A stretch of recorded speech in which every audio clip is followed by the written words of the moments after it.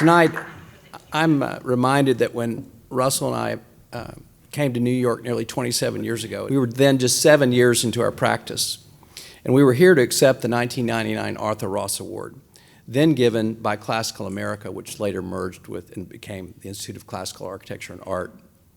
The award was presented at the National Academy of Design, not for architecture as it's known today, but as you can see, for classical residences, chiefly in Houston. There's more. As I recall the moment we received the award, this language seemed to come as a surprise to the presenter, Arthur Schlesinger Jr. As he quipped, "It's good to know culture is alive and well in Texas." Again. So seen from this angle, Mr. Schlesinger likely had a good point. This may be the national image of Houston, but we see the city in a different light. It has many qualities which make us proud to be Houston architects.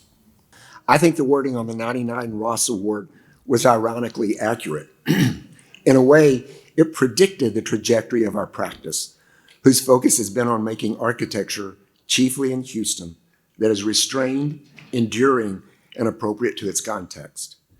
Tonight, we're going to walk you through the rise of Houston, the growth of its architectural neighborhoods, and our place within that changing landscape. Bill and I met in November of 1991. We were introduced by our mutual friends, architect Michael Ember and Houston architectural historian Stephen Fox. And immediately we were drawn together by our shared passion for architecture. And 45 days later, after actually getting to know one another, we landed 3 projects in 1 week. That's a much more compressed engagement period than other successful 35-year-long relationships. We're both native Texans and attended architecture schools at the University of Texas and Texas Tech. Upon graduation, we both recognized that the top architectural design work in Texas was coming from firms elsewhere. So we headed east, looking to gain experience that was not available in Texas at the time. After working for Hartman Cox in Washington, D.C. for several years, Bill found encouragement from friends that it was time to give Texas a try. I had been working for Robert Orr in Connecticut and then John Simpson in London, and I felt I was ready to return to Texas as well. The return to our home state was driven by a single goal: to apply the aspirational approach to architecture that we learned to the place that we knew best. We chose Houston because it felt like home and a bit like the frontier at the same time, especially when compared to DC and London. It was and still is socially open, diverse, and full of friendly people who we thought were willing to give 2 young architects a chance. So let's start with Houston. The reason Houston was established at its specific location comes down to one very simple natural advantage, which led to a boom of industry and the rapid expansion of the city as we know it today. Houston was established near the hot, humid headwaters of Buffalo Bayou in 1836 by the Allen brothers. Now, when we say bayou, please feel free to imagine a river, but the reality is more like a slow-moving, dirt-brown, slightly off-putting drainage ditch that floods regularly. And Buffalo Bayou was navigable by the earliest forms of industrial transportation, these barges and ships that you see here. These ships allowed for the transportation of goods from Houston to Galveston Bay, 50 miles downstream. Initially, cotton and timber were the dominant products, and they were grown in Central and East Texas and shipped out from the port. Early on, Galveston was the dominant Gulf Coast town and port. But on September 8th, 1900, a major hurricane struck Galveston. To this day, it's still the deadliest natural disaster in U.S. history, with over 10,000 casualties on the island. From then on, the slightly more protected inland port of Houston overtook Galveston as a primary port on the Gulf of Mexico, fueling an acceleration of Houston's growth.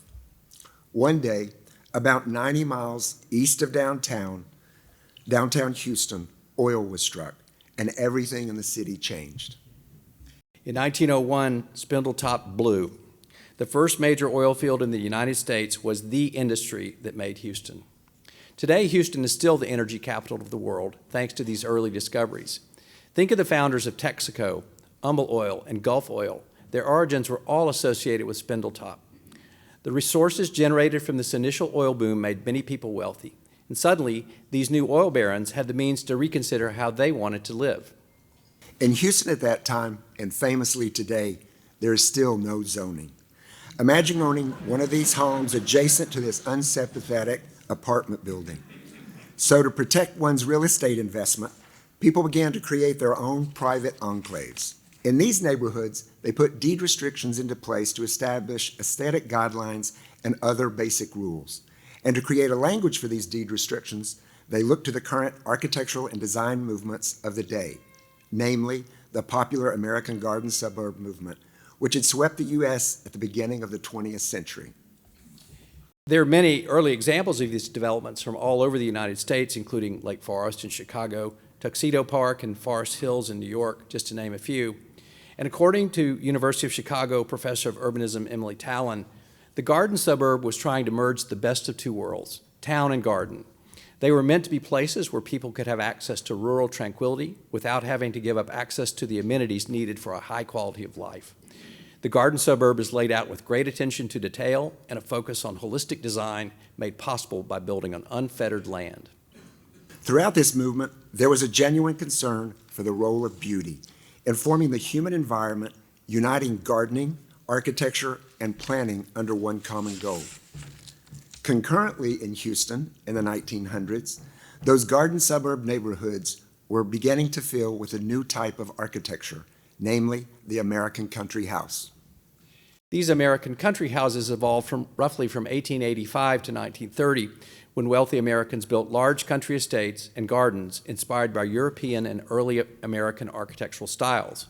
In Houston, architects blended traditional ideas to create grand homes with practitioners like New York's Harry T. Lindeberg and his protégés leading the charge. Lindeberg was, above all else, an eclectic style maker who distilled a vast range of architectural precedent into a singular vision for each project.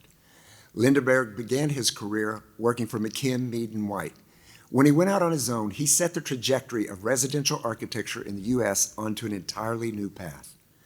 According to the architectural critic Royal Cortizaz, I quote, "A typical Lindeberg house has a fresh, new minted quality, delightfully unspoilt by derivative influences. It does not make you think of a French chateau or an Italian villa." Lindeberg's protege, architect John Staub, was much the same. Staub was sent by Lindeberg from New York to oversee several projects in one of the earliest garden suburb-inspired neighborhoods in Houston, Shadyside, which is next to Rice University. He quickly became a well-known and well-liked figure within Houston society. Staub and his wife were inherently social people.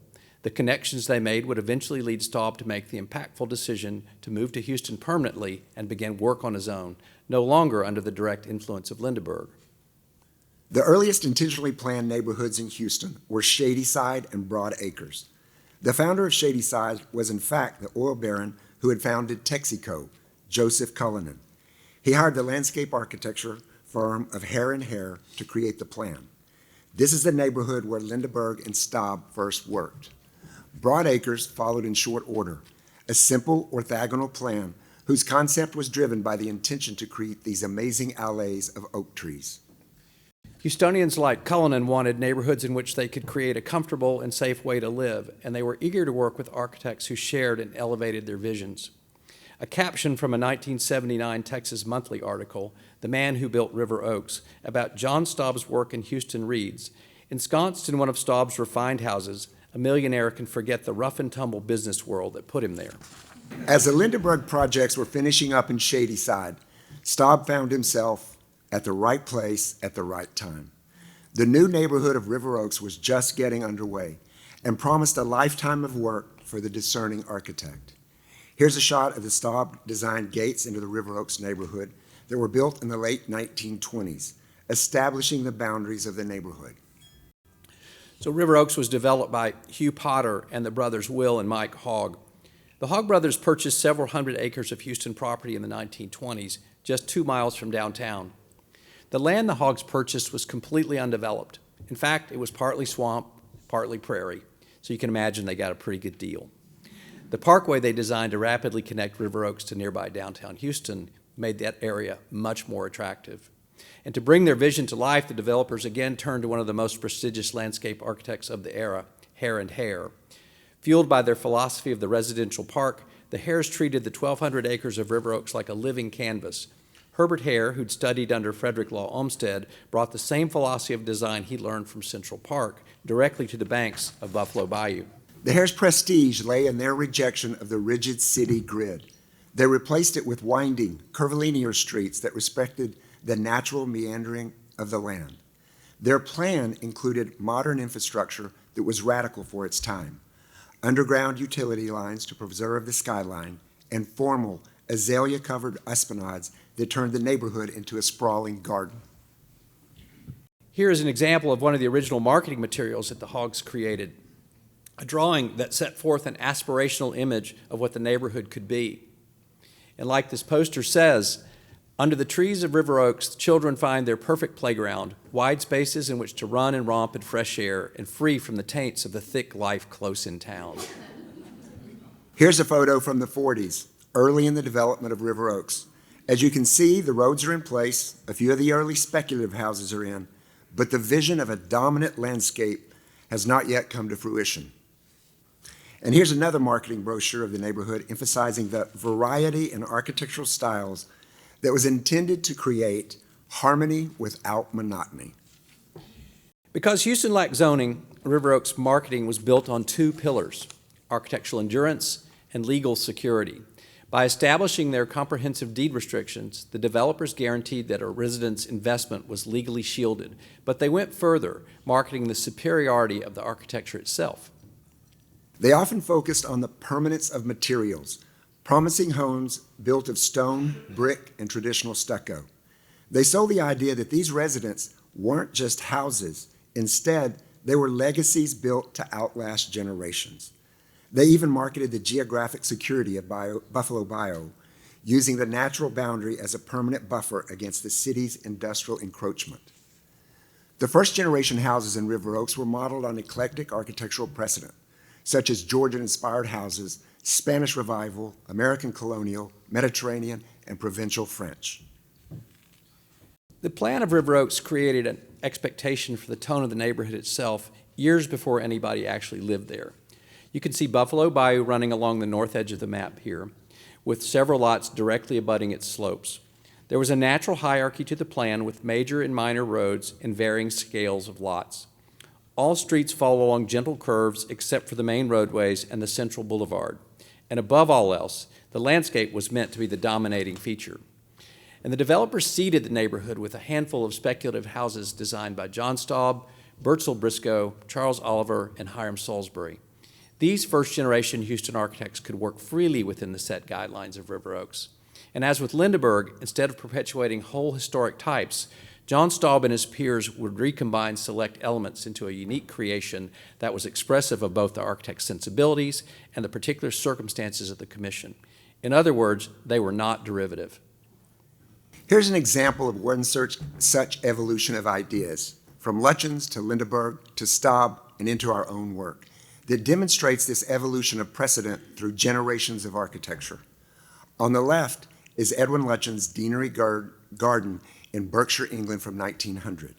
Take specific note of the corbelled arch around the door adjacent to the chimney. In the middle photo, you can see that Lindeberg picked up this detail for a house in Greenwich, Connecticut from 1919.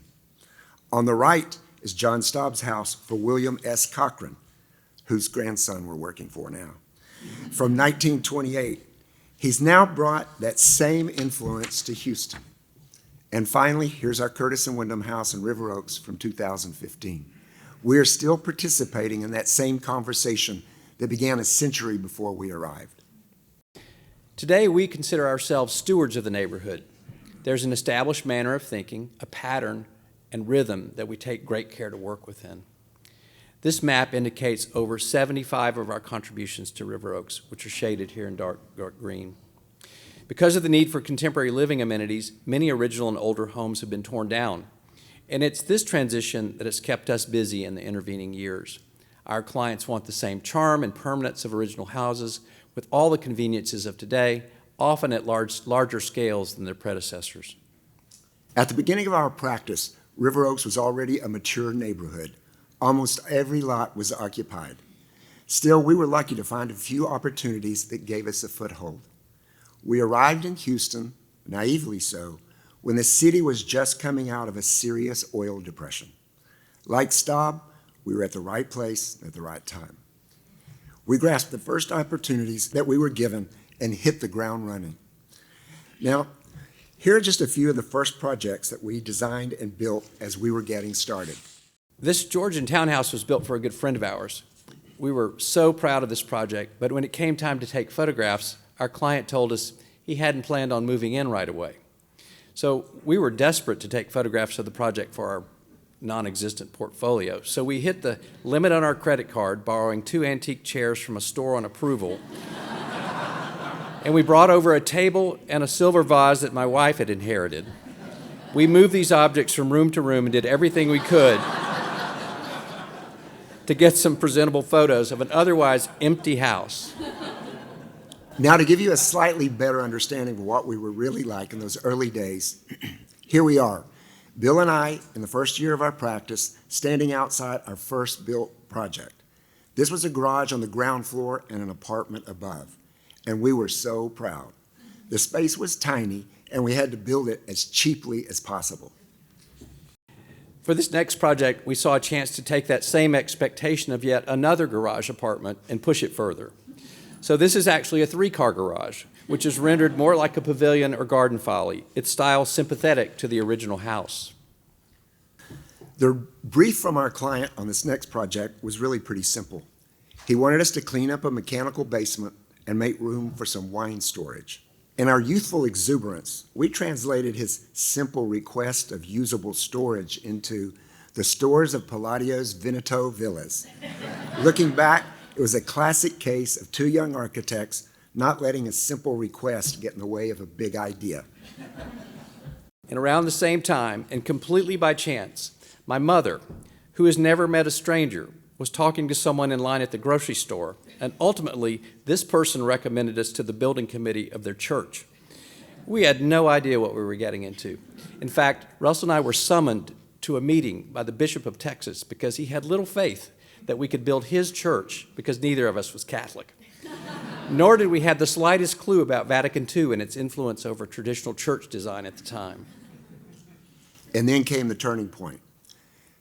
We had the opportunity to complete a house on an island in Peconic Bay that was started in 1901 by William Bosworth, an architect from the legendary office of Carrere and Hastings. The problem, it had sat unfinished and decaying for over 90 years. We were over the moon with this commission, but we were given a brutal 13-month deadline. In our excitement, we didn't fully grasp the complexity of what we had signed up for. Suddenly, we had to build the infrastructure of an office in real time, hiring staff and buying computers as quickly as the project demanded and cash flow allowed. Up until this moment, we were just 2 guys drawing by hand with a little help. Our passion for architecture turned the stress of building an office into an exhilarating challenge. From this point on, we were well positioned to work in River Oaks. As we returned to the neighborhood, we sought to honor the original vision of protected home sites and material permanence. Unlike River Oaks in its beginning, we're always building in a context that's more or less complete. But we're not afraid to change things if we think we can improve the situation in a way that's more consistent with the long-term vision of the neighborhood. So let me start with looking at some of our earlier projects.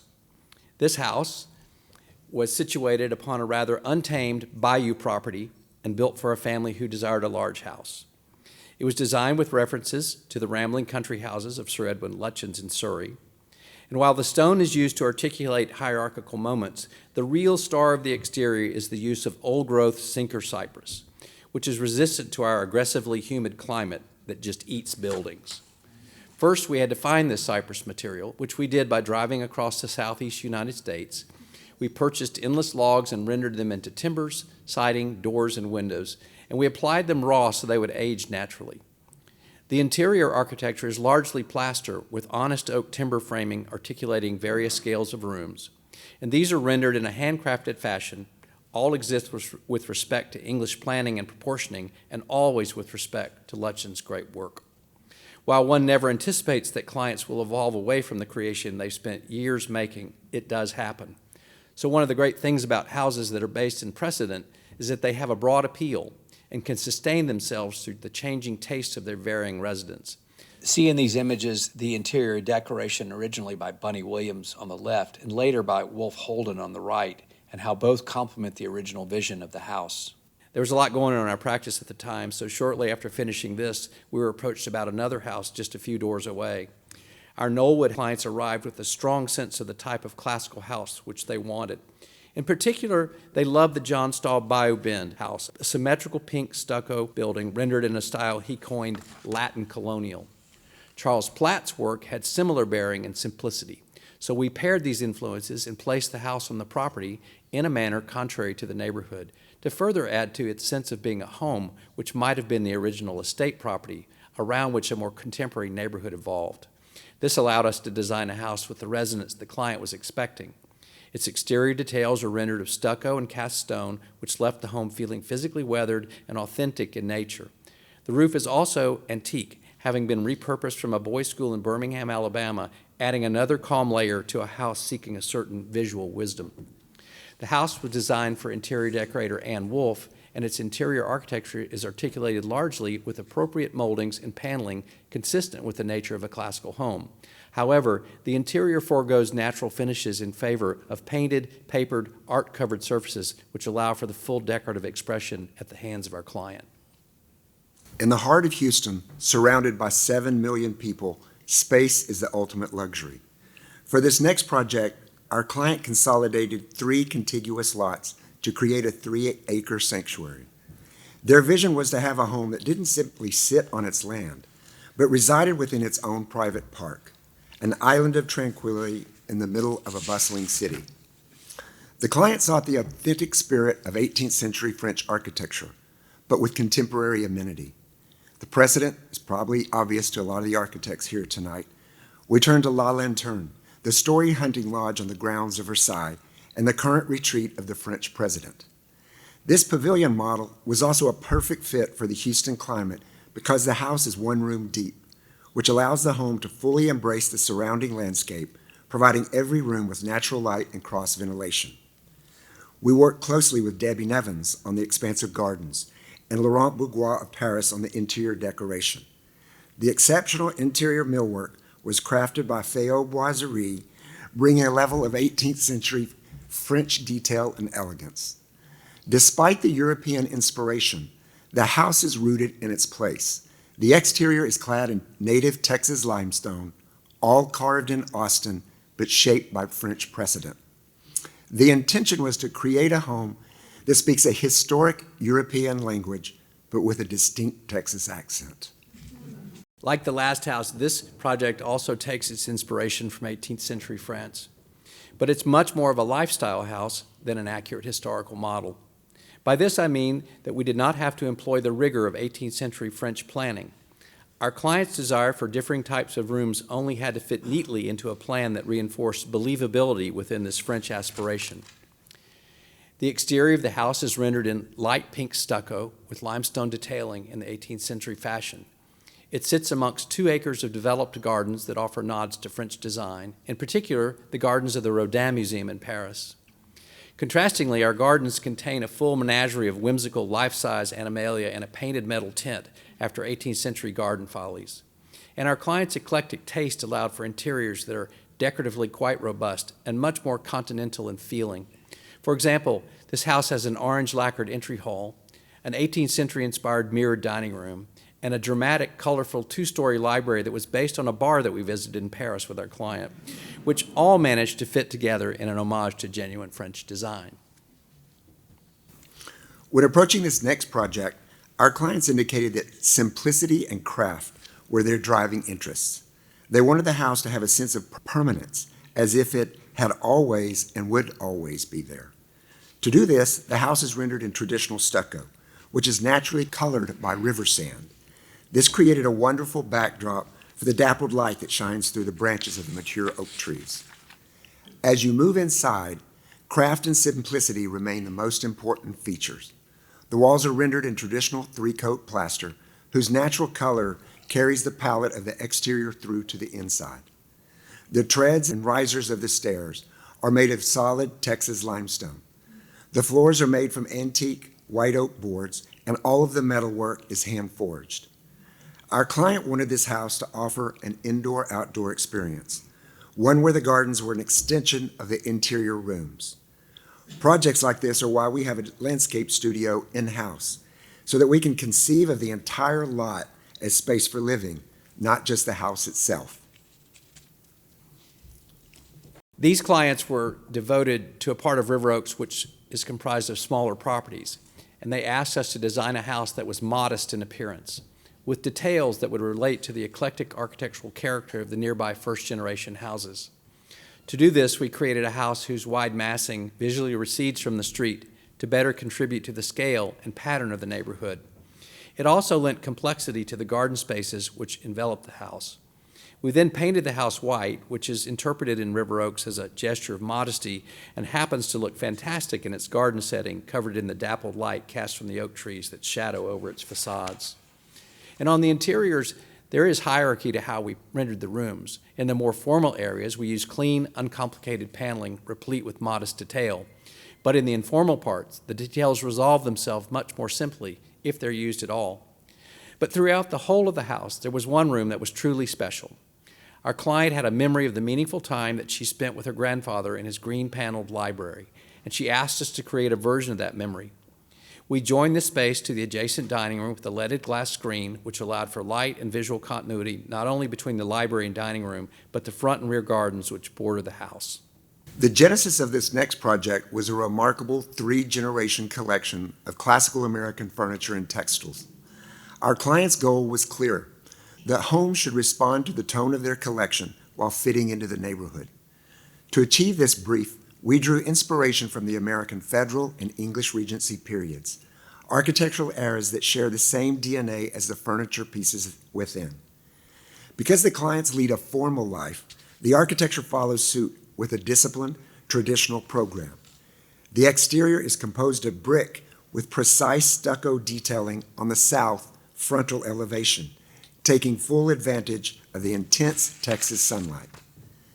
The interior is organized by strict classical geometry, where each primary room adopts a specific architectural personality through the use of the classical orders. The entry hall is a double cube, rendered in the Doric order. The living room is a golden section in plan. The cornice and the ceiling are the only architecturally embellished portion, so that the furniture is the focus of the room. The living room moldings are rendered in the Corinthian order. The dining room is a perfect square in plan, rendered in the Ionic order. Because this room contains fewer pieces of furniture, we increase the level of architectural embellishment, allowing the architectural details of the room itself to provide the visual texture. Now I'll take you down in scale a little bit. This project began with a wonderful classical home originally designed by John Staub. The client, who's a total architectural enthusiast, loved the main house for its comfort, history, and formality, but it lacked the expansive volume required for larger scale entertaining. To solve this, they asked us to replace an existing garage at the rear of the property with a new building that would complement the original Regency-inspired residence. While we approached the building like a classical English orangerie, we also had a lot of fun fleshing out its details, proportion, and language in a manner that was careful to complement the original Staub residence instead of overwhelming it. For instance, the cornice here is set at 15 feet, but upon entering, the ceiling soars to 20 feet. That significant shift between the exterior massing and the interior volume is unexpected and allows one to experience a dramatic change in scale, suitable for our clients' entertaining needs. Inside, the walls are finished in plaster with intricate sculptural moldings that display the beautiful colors and eclectic furnishings of the late, great Mario Boada. As a focal point for the room, the bar is a direct nod to the client's favorite haunt in London, Claridge's. It's a striking Art Deco piece that complements the main room's architectural vision, in particular, Robert Adams' grand room at Sion House. While many of our previous projects found their form within more expansive landscapes, this residence is a study in urban efficiency. Our client, a Houston native who had spent decades living in some of the world's great capitals, returned home with a specific vision and a preferred way of living. This client provided the perfect opportunity to employ a classic architectural device, the piano nobile. In this configuration, the primary living and entertaining spaces sit on the second floor, creating a sense of primacy and detachment from the street. The interiors are where the client's personality truly shines. There was an interest in a variety of architectural and decorative expectations, from Greek to Deco, with figural geometry, dramatic theatrical elements, and scale play smattered throughout. He wanted us to introduce a very eclectic aesthetic to the house. The Piping Rock residence proves that even on a small footprint, architecture can provide an experience that is as bold and eclectic as the owner himself. Now, so far we've shown you projects inside the bounds of River Oaks, but that's far from the extent of our body of work. Houston's climate, as we've mentioned, is hot and humid. But the upside of that is our clients have every good reason to want to escape the city to more desirable regions. Working in River Oaks taught us to think about appropriateness so that when our clients started taking us to nicer seasonal climates, we had the foundation to walk into any context and create something that feels appropriate to its location. Focusing on precedent and local historical context allowed us to feel as if we could work anywhere. One of these projects where we applied these lessons was for a wonderful repeat partner who came to us with a blank canvas, 150 acres of undeveloped land northwest of Houston, just as the Gulf Coast region begins to transition into the hill country. In our office, we believe the architectural experience of any project begins at the edge of the property, not the front door. So we designed an arrival sequence that takes full advantage of the land. The house finally appears when you round the lake. It's perched on the highest point of the property to command views of the entire valley. We planted an alley of 12 mature oak trees to frame the main facade of the house, creating an immediate sense of established history. To make the house feel of the place, we utilized a palette rooted in vernacular language. The main residence is constructed of parged fieldstone, the small, irregular stones historically tilled up when clearing Texas fields. In contrast, the secondary dependencies are rendered in timber, nodding to the area's rich lumber history. On the interior, our client wanted a space that felt truly architectural and somewhat grand. But to keep the room a bit more casual, they wanted to house both the primary dining and living areas together. This great room is situated on the back of the house adjacent the porch, with a view directed down the hill toward the new lake we constructed as part of the project. The result isn't just a house in the country. It's a homestead that feels as though it has presided over this valley for generations. Thoughts of Colorado often conjure up snow-covered alpine imagery, replete with structures rendered from abundant log materials. But our Table Rock Ranch project sits amongst low mountains in a verdant valley, which is organized by an adjacent 3-mile-long trout stream and plentiful meadow lakes, purposing this ranch as one for fishing. And as our project is approached and revealed by descending into the valley from above, we sought to make our building blend into the landscape and feel of the place. We took our cues for our architectural response from the varied structures occupying the national parks of the region. The site had so much rock, wood, texture, topography, and space to work with, any solution would have been possible. But we felt that a design that utilized multiple buildings with varied forms was preferable to one larger lodge-like structure, and that this approach would ultimately be in deference to the beauty of the valley. The building exteriors utilize local fieldstone at their base as a traditional guard against snow. This allows them to sit safely in the undulating landscape, each on their own terms. Further exterior cladding of simple rough-sawn board and batten siding and hand-split shake roofs were stained brown and green to blend into the valley landscape. The interiors are carpenter-like, and the lightness of construction, we thought, related to the fine, light, and precise nature of the ranch's fly fishing purpose. Yet, the experience of catching a wild fish is always unique and untamed, so the building massings and exterior designs are similarly varied and rough to reflect the changing landscape and the rushing waters of the streams. We had a little bit of fun using a trout motif, which appears in the rafter tail cutouts and various other places, as a visual theme that reminds you that you're there for one single purpose. Estancia del Rio sits on what many consider to be sacred ground, not only to the Native American tribes of the region, but also to the legendary Georgia O'Keeffe. The site is perched high above the Chama River in northern New Mexico, directly across the gorge from O'Keeffe's Ghost Ranch. In fact, if you stand just 50 feet from the back door, at the edge of the canyon, you are looking at the exact vista O'Keeffe immortalized in her painting, Chama River Ghost Ranch. When you have a site this powerful, the architecture must have the humility to disappear. As you approach from the high side of the property, the house almost vanishes into the scrub and stone. The main residence is composed of two distinct volumes, connected by a breezeway. This breezeway serves as a natural lung for the house, pulling the high desert air through the structure to cool every room naturally. To anchor the house to the gorge, we utilize stone native to the site, laid in a meticulous dry stack method. This same stone continues into the interior, making it feel as though the rooms are carved directly out of the cliffside. While the approach is understated, the interior experience is pure drama. Once you step inside, the house opens up completely with massive windows that frame the river gorge and the vast valley beyond. To the side, a separate guest house of adobe and colored stucco echoes the earthen palette of the canyon walls, providing a quiet sanctuary in this truly magical, painted corner of the world. I'm sure many of you visited or perhaps have worked in Seaside, Florida, the birthplace of new urbanism. It's a remarkable town where enormous architectural richness has been achieved by following a simple, visionary town code which was originally rendered on one single sheet of paper.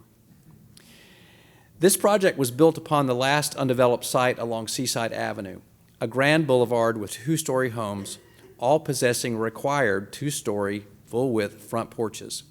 We thought to design our porch with a large elliptical form immured within it, but as this ellipse would break the setback line of the front property, we had to submit our plans to the Architectural Review Board for consideration.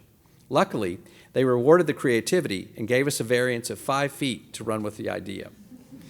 The final house design owes much to the fun-loving family who reside there, and also to our interest in the seaside architecture of Rhode Island, in particular the fantastic Isaac Bell House in Newport, whose sculptural porches, mannered columns, and curvilinear forms inspired us in more ways than one.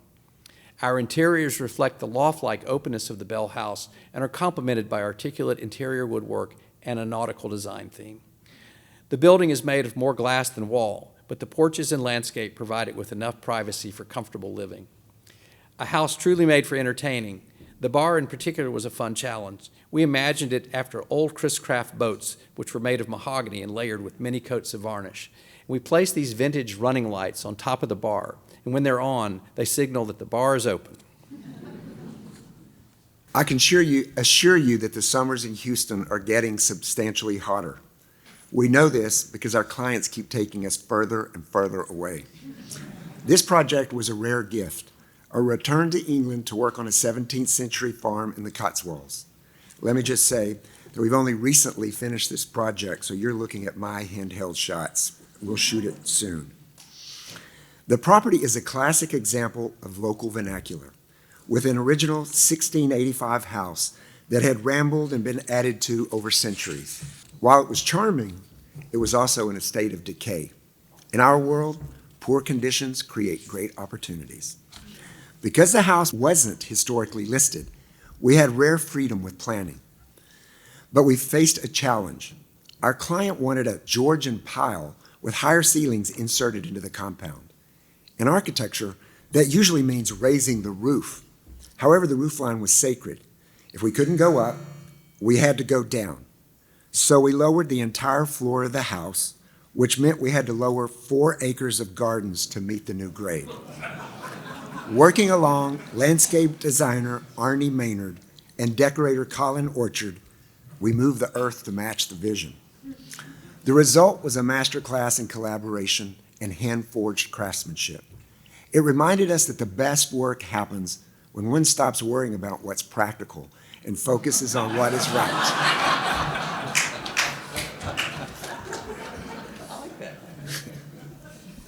So now it seems to me that enough time has passed since the beginning of our career, and we've somehow grown enough gray hair that we've been trusted to break the mold of being strictly residential architects. In fact, the final three projects we're going to show you this evening have been some of the more interesting challenges we've faced over the course of our practice. One of these projects is located in the heart of Abilene, Texas, and sits on one of the most remarkable, little-known ecclesiastical sites in the state, the Church of the Heavenly Rest. The original church was a masterpiece of Gothic design. It was designed by Philip Frohman, the architect responsible for the National Cathedral in Washington, D.C. Over the decades, several additions had been made to the campus. Unfortunately, they were all of their time and lacked the aspiration and knowledge which informed Frohman's original work. Our task was to complete the compound by designing a new parish hall that would serve as the relaxed community heart of the church. We took our clues directly from the Gothic language that Frohman employed. The new hall is constructed of the same Texas limestone as the main church, and we positioned our building in a manner that would complete the enclosure of the campus and sit in total deference to the original church. On the interior, we wanted the parish hall to feel like a younger sibling to the great church. We used the exterior limestone to frame the interior openings in a traditional Gothic manner, grounding the room in history. To manage acoustics while adding a touch of ethereal, we used a rich sky blue acoustical fabric between the collar-braced beams, a nod to the celestial ceiling found in great cathedrals. Finally, we linked the new hall to the existing structures via a series of covered walks. The cloister does more than provide shade. It creates a protected quadrangle where the children of the parish can play safely. This project wasn't about making a loud architectural statement. It was about completing a sacred conversation that began nearly a century ago. After working with these clients on several projects of varying styles, we possessed a high degree of confidence and trust in one another, which made taking on a commercial project that much more of an exciting challenge rather than a point of apprehension. They asked us to design a building which could house 3 restaurants, one of which now has a Michelin star. And furthermore, we had to do it in the context of that one-story piece on the right side of this image, which had no language whatsoever. The broader context of this project is that it sits in an early commercial district in Houston, which still has some original brick buildings barely clinging to life. Our building also had to feel familiar and approachable, which is what you want in a restaurant. Because this building was larger than its neighbors, we saw an opportunity that its physical presence could become the focal point around which other buildings could evolve and relate, bringing the rough and tumble commercial district perhaps back into focus. We did this through the use of familiar commercial details, scale, and simple organization. In effect, we tried leading the neighborhood by example. Our final project this evening, St. John's School, is a Houston institution. While it sits just outside the official boundaries of River Oaks, it is inextricably linked to the neighborhood's identity. The original campus is a charming interpretation of the English Cotswolds, but decades of haphazard additions had turned it into a chaotic mishmash at best. The school had lost its way architecturally and lost its sense of place. When we interviewed, we were the only firm that did not specialize in schoolwork. We turned that into our strength. By convincing the board that we weren't there just to design a building, we were there to restore the integrity of their campus. We presented a master plan that removed automobiles from the center of the site, reclaiming the land for a walkable, collegiate environment. The Great Hall was envisioned as the heart of the upper school. Just as we do on residential projects, we use the architecture along with the landscape to create a sense of place. By framing a new Great Lawn with our new building, along with the existing ones, we made the lawn the heart of the campus, with the Great Hall as its backdrop. Following the successful implementation of the Great Hall, we've since reimagined the library and created a new fine arts pavilion, along with additional athletic fields, ensuring the entire campus is as intentional as the academic core. Today, we are under construction on a new lower school with a middle school to follow. By prioritizing place over buildings, we've done more than add square footage. We've realized our original promise. The school asked for a building, and we gave them a campus. Russell and I realize how good Houston has been to us in our careers. And through its unique and diverse cultural context, we've had opportunity to make disciplined and unexpected architectural contributions which contrast the national image of the city. It would be difficult for us to overstate the serendipity layered atop the last statement. Meeting one another at the exact moment we did, being at the right place at the right time, being almost the same age. But I'm younger. And sharing the same enthusiastic passion for architecture in an adopted city. And most importantly, we're fortunate enough to have clients who are eager and willing to embrace the commitment to quality design and the stewardship of their surroundings. All of these factors culminated in a relationship that's been truly life-changing. We couldn't have built this practice without each other. We couldn't have done it without Houston or the neighborhood of River Oaks. What started as two guys drawing everything by hand in a single room has now turned into an office of 35 professionals doing work across the country. As a firm, we're constantly challenging how we should be appropriately responding to the wishes of our clients and the influences of our sites. Our responses are never models. They're influenced by our exposure to the breadth of history, art, literature, and travel. Our work represents the confluence of a lifetime of cultivating curiosity about architecture and the world at large. We're very proud to be Houston Architects. Thank you.